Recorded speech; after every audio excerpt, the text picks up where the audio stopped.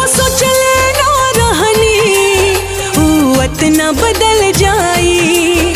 धड़कन में रहे वाला दिलवे से निकल जाई।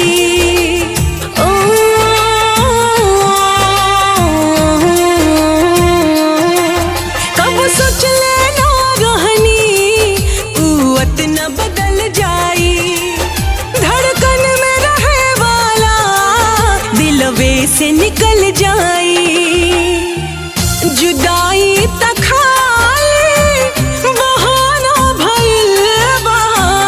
जुदाई तखाई बहाना भइल बा। सनम दोसरा के दीवाना भइल